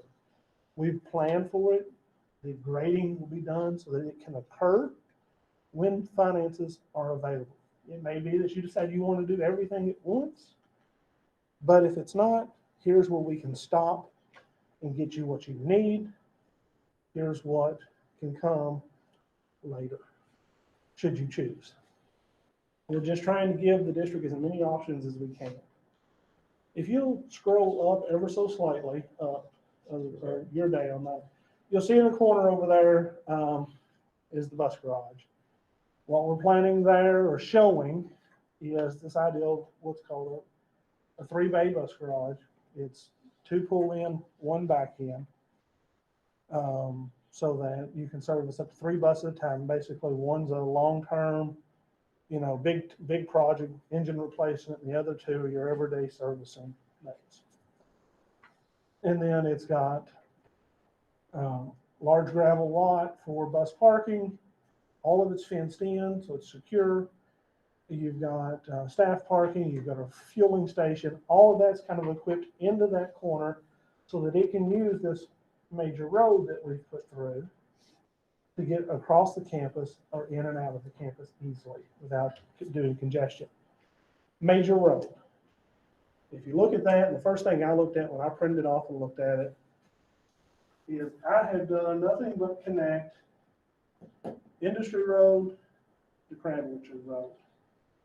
And if I'm me, just me being me, and I don't want to go through town, let me cut across the campus here.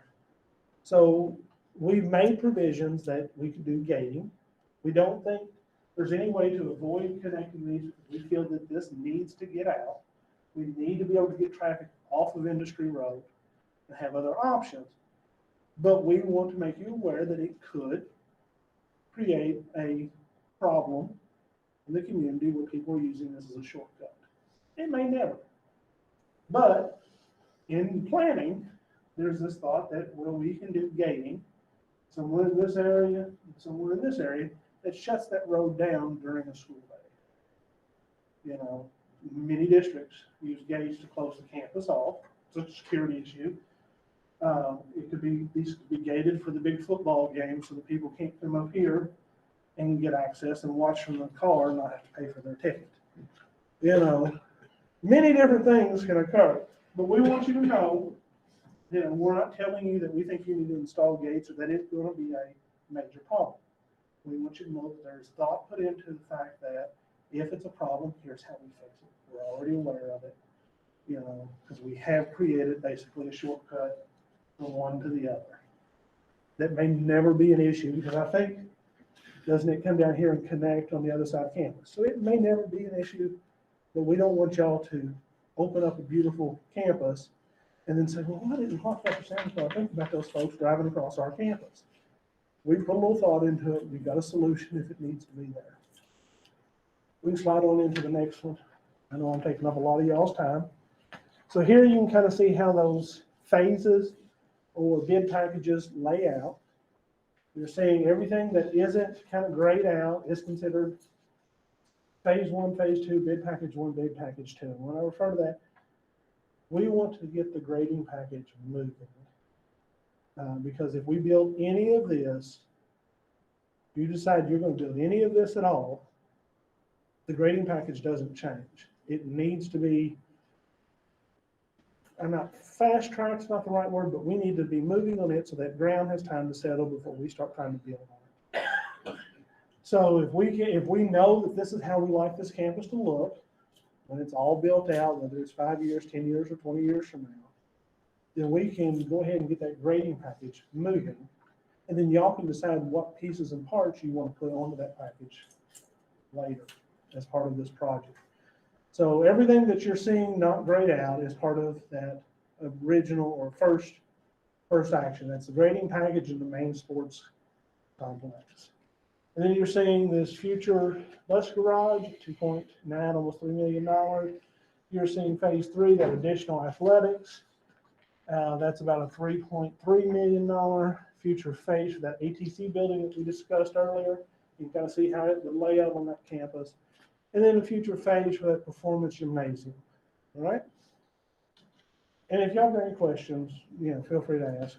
I know I'm moving quickly on it, but I think we're going to discuss this again soon. We want to go to the next slide. Well, I have a question. First time I've come across the idea that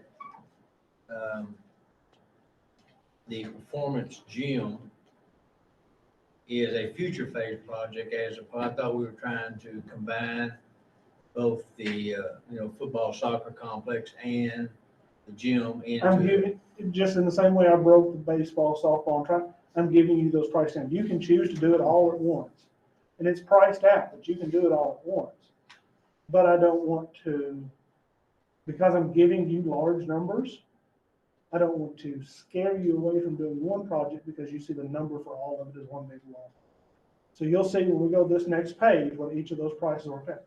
And again, it's a shopping list. Once we get the grading package done, you can put as much or as little onto that site as you want. The grading just has to be done for everything all at once because that's how the site will lay. So you can kind of see there that site improvement package, that grading package as we're calling it, is about a little over 3.6 million budgeted. It's a big number for earthwork. And that's because as of today, we've got about $1.2 million set aside for water retention. Okay? Because we don't know what it's going to require to hold the water back onto your site so that you're not flooding your neighbors, which I think tends to be an issue that y'all are having now.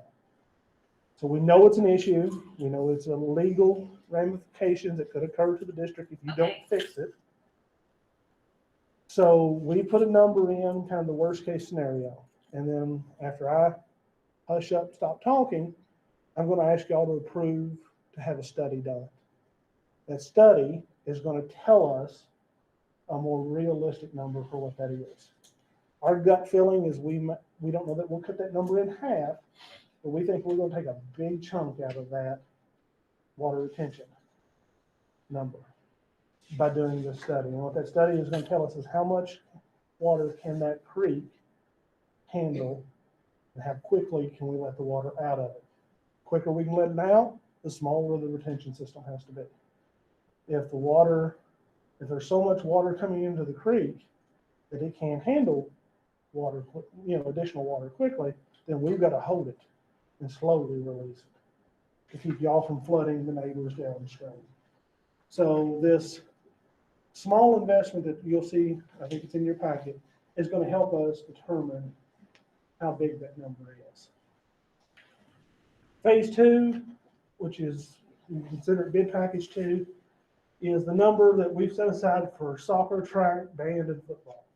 So that's that great big part of the complex. That includes all the paving, sidewalks, everything we need to get that complex set up and running. And that comes in about 9.9.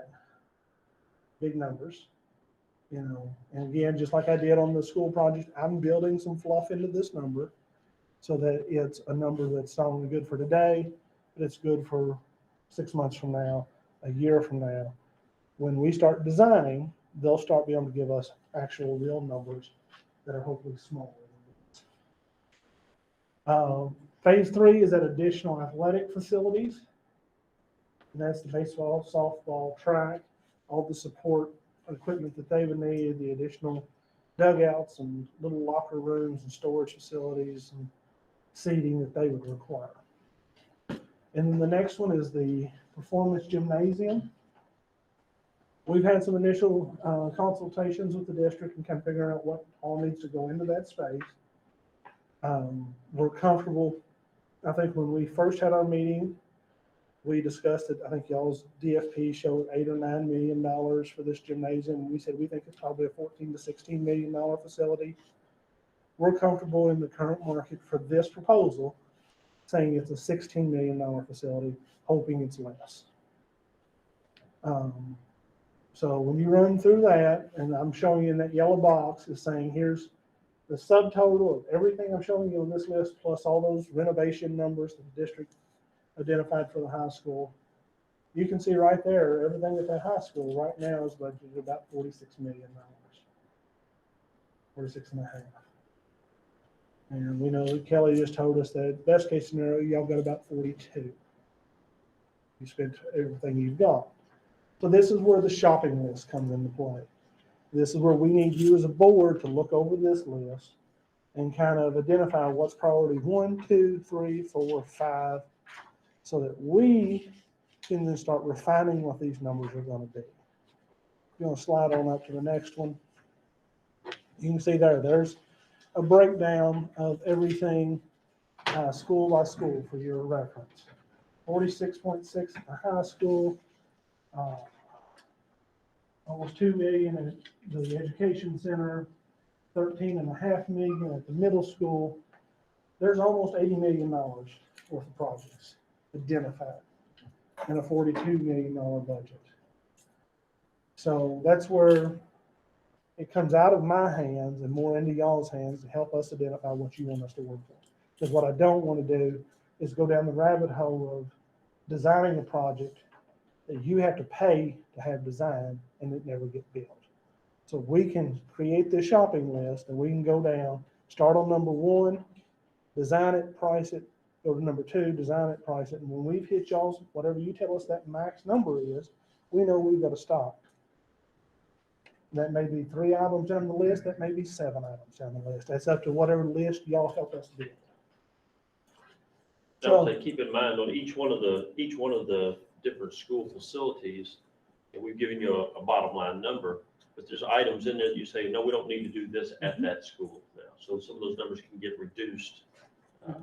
Exactly. Which will reduce the overall project cost. Again, painting, maintenance, say, well, we can do that in-house, or we can hire that out in the summer and do it significantly cheaper. It's a great way. When you bond something, it's going to cost more than if you can do it yourself. There's just no if and a but or if. Flooring can be addressed in the same manner. I know several districts who will say, for the education center, we're going to tackle 3 classroom floors every summer, and in the next 10 years, we'll have all the floors done, and we'll just keep going. It's just something you build into your budget. You know, that we're going to do so much of this, so much of that per year as part of your maintenance budget. It's preventative maintenance instead of reactive maintenance. So, yes, those numbers can come down because you can go and line item choose. Just because I've given you a major number for Painting Lick Elementary doesn't mean that's got to be the final number. You can say, well, we want to tackle this, this, and this. And that's what we identify as our major needs at that school. Same way at each and every building. I think y'all got some motion items ahead of you, so that's my next steps, is I want y'all to consider, make some comments. If y'all, I know y'all had some time to look at it. I can leave it here, but we need to kind of move forward with approval of the master plan. Yes, sir. I'm gonna ask Dave West, Dave, what do you feel about our numbers that you've seen so far on the estimates? You've shared the numbers with us earlier, and as he said, based on today's market, they're conservative numbers. So, I think even just, like you said, 6 months or a year from now, these are still good numbers. So things have inflated drastically in the last year and a half, but these numbers are, for our market today, are very conservative. So. Again, what I'm trying to do here is not give you this is what it's going to cost. I'm almost trying to give you that worst case scenario, not worst case, reasonable case scenario, so that when David over here comes back with a number, hopefully it's smaller than what I told you, no higher. Because if it's higher, then that's telling me that our budgeting exercise that you're about to do wasn't going to do it. So, comments, feedback on what you're seeing here is the master plan. Take it with you, consider it. We just would like to be able to move forward so that we can move into some of these next phases or next action items to get us ready. So this spring, we're out there moving some dirt if you are willing and able. There's a lot of background work that has to occur in order to start moving that first shovel of dirt. And let's use this winter to get that out, those items out of the way, is what we're asking for. Anybody? Well, that moves us to N. All right. Approved proposed master plan, Mr. Stowe. So you guys have had an opportunity to hear from them today. The master plan doesn't lock you into anything other than the possibility of starting to look at the earthwork that was being talked about with the layout that you see there. I'll think all the way back to when we had the interview process for an architect. One of the things that struck us that day was somebody finding a way to utilize that hole in the ground. Much better to utilize it than a hole in the head. But this provides an opportunity for that. So we have on here today the opportunity for you to approve that. If you feel like you need more time, we can table that. I definitely was planning to ask you to table Q, which is where you start looking at what your decisions would be as to how to prioritize. I think you need time to look at that, and that's why it just said possible. I'm not sure where you stand on whether you're comfortable approving the master plan as it is. Brad has had a chance to see that, and he knows that that's a piece that's going to play into the maintenance side of things. He's asked his groundskeepers to take a look at that as well. He's given me no feedback that says that he has any concerns about that. The high school principal has had a chance to take a look at that. One of the things that we asked them to do was to orient baseball and softball so it was correct. A lot of times you'll see a baseball and softball backing up to each other. When that happens, one of them is not oriented in the right way.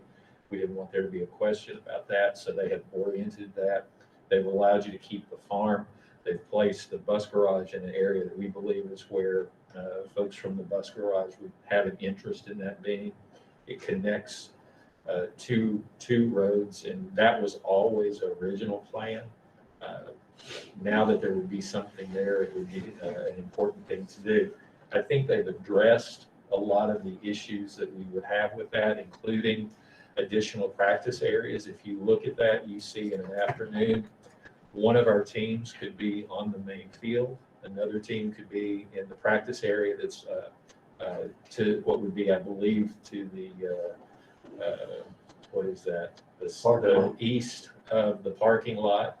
Then you have two other areas that people could be in as well. So when you think about three different sports, boys soccer, girls soccer, football, needing access to that, you have it. Band could be on the parking area as well. So you could have a lot of activity happening at the high school that's never happened before.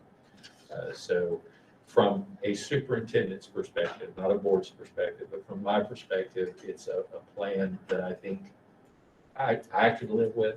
I believe our high school principal could live with. I believe our coaching staff could live with. And I don't mean to speak for them. I'm telling you what I think that they could live with. If you want more time to look at it, we'll table it and make that part of the plan for next week. If you're okay with it, my recommendation would be that you approve this site plan.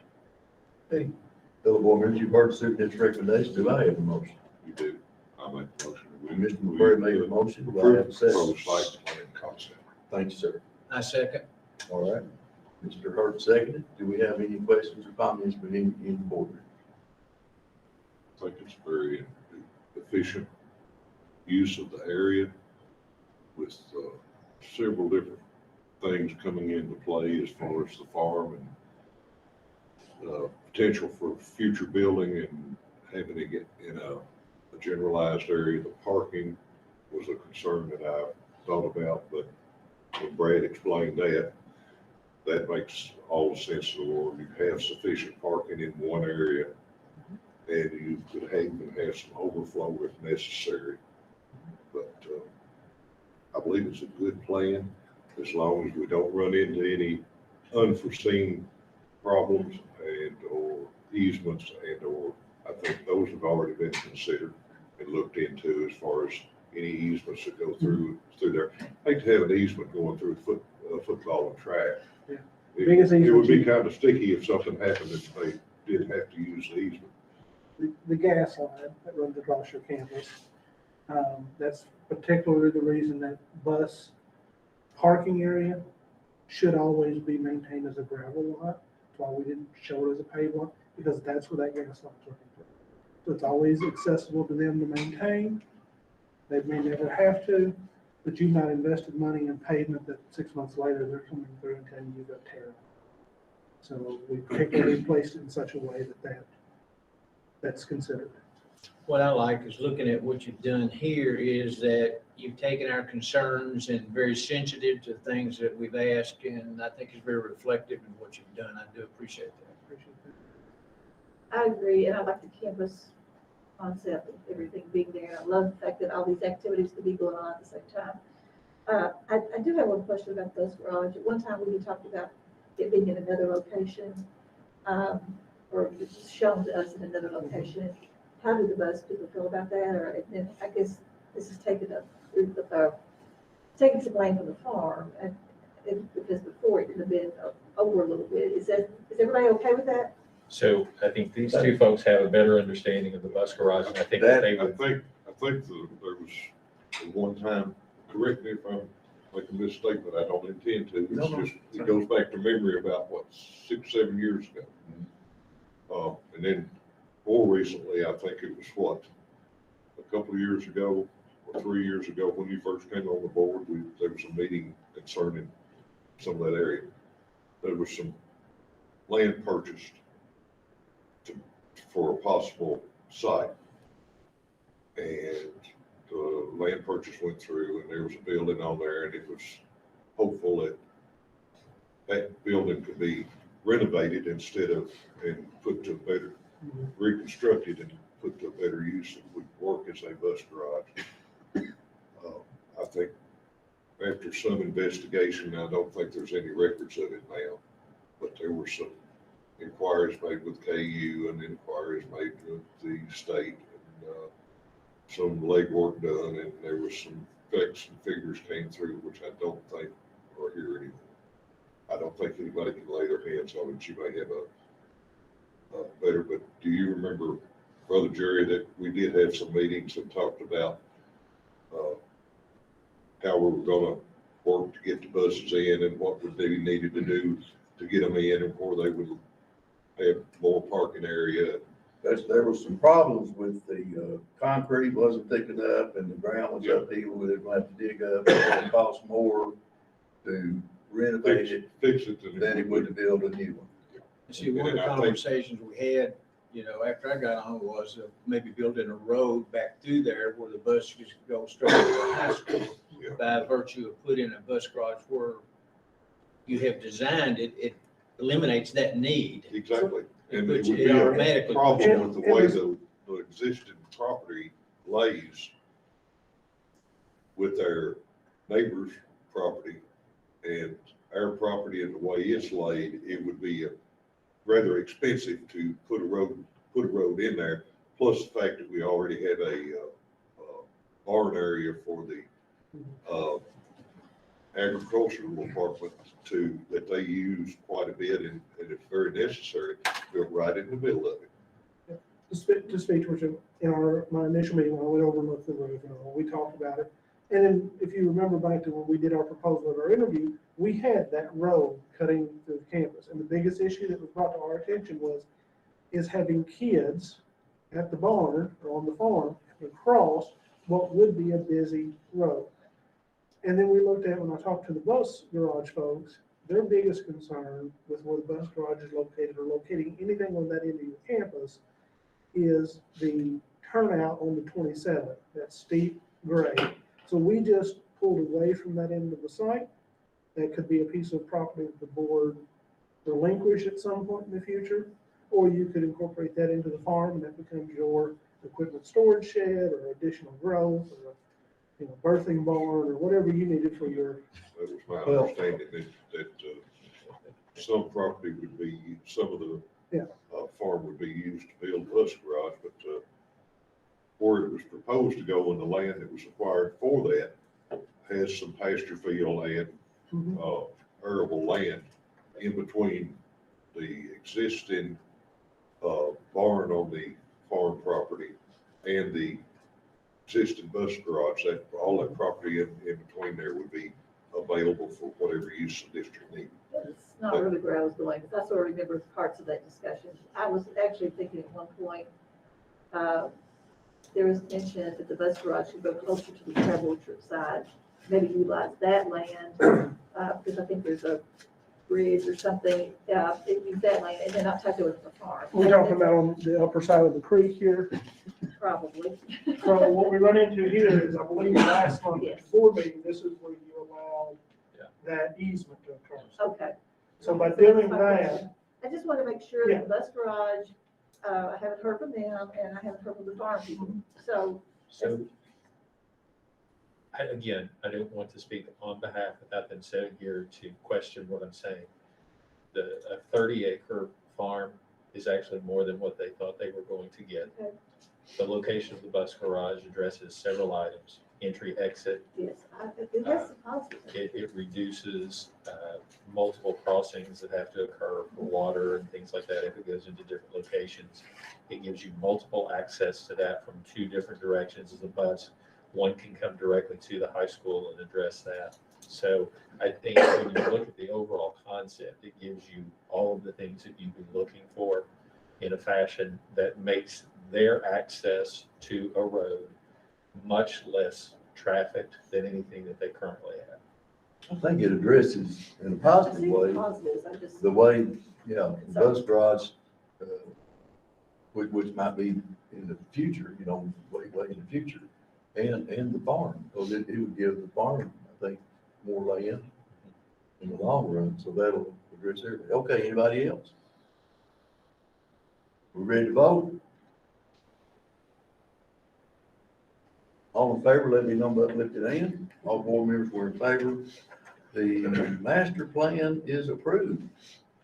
Gentlemen. Item O is to approve advertising for RFP for geotechnical study, Mr. Stoll. One of the next steps that I felt that Sam McCarr will have to take is completion of the geotechnical survey or study, and they are ready to put out an RFP. We're asking for your permission to have them do that on your behalf. That's my recommendation, is that you approve this advertisement for geotechnical study. Thank you, sir. You've heard the superintendent's recommendation. Do I have a motion? I'll make a motion to approve. Dr. Lamb made the motion. Do I have a second? I'll second. Oh, I'm sorry, Ms. Davis. Seconded.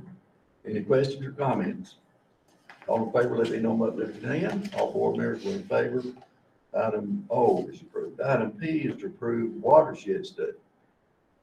So a recommendation has been made to you for this, and as you all know, water has been an issue at the high school for a while. We want to make sure that we're good neighbors regarding this, and as you add these potential additions, it will add to the water runoff, so we want to make sure we do the right thing. Sam McCarr has already connected or collected some options, and what I have on the screen for you now is that list. They've recommended to us AGE Engineering Service to do the watershed study for us. They did the survey for the work that has already started out there. So my recommendation to you is that you approve AGE Engineering Services to conduct the watershed study. Okay, does everybody understand the superintendent's recommendation? Do I have a motion?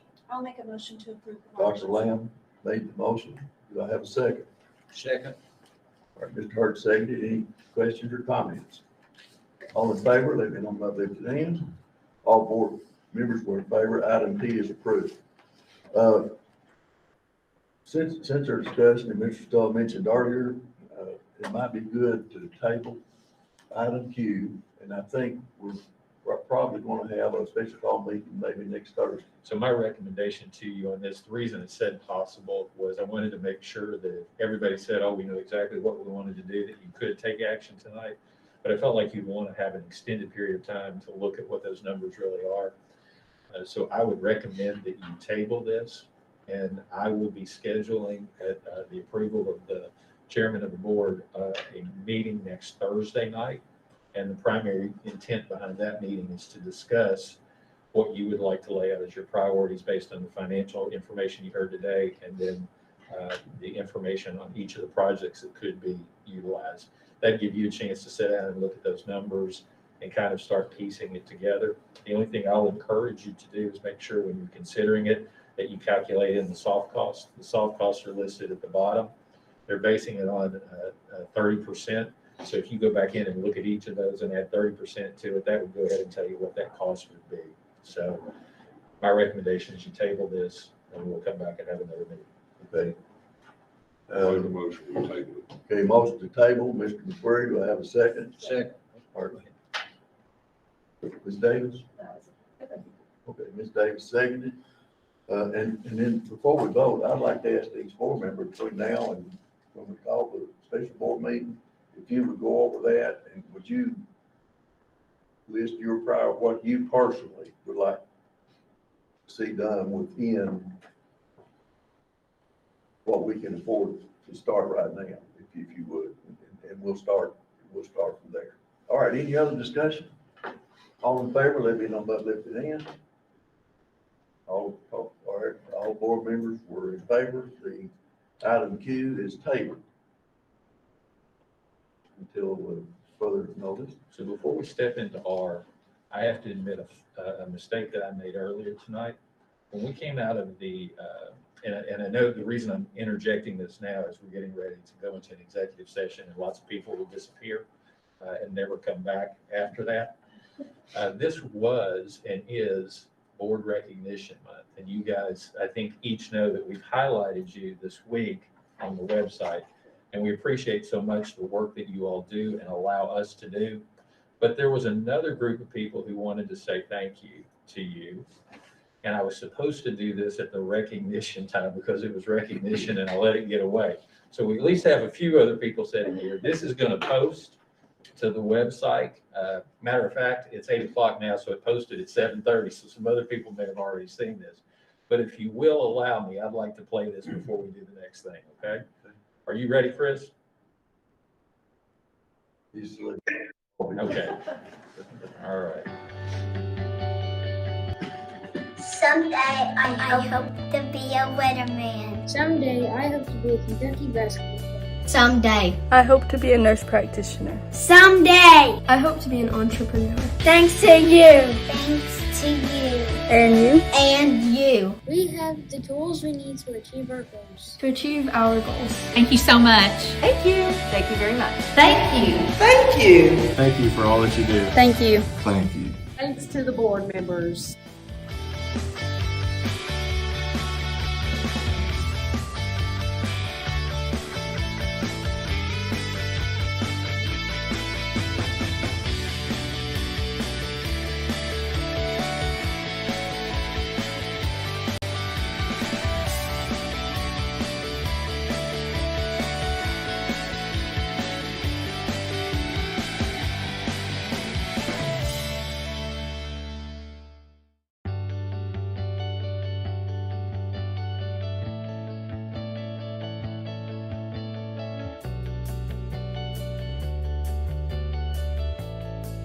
Thank you. Thank you for everything you do for the students and the staff of this district. We appreciate you. On behalf of myself and the hardworking staff at Garrard Middle School, we just want to say thank you, thank you, thank you.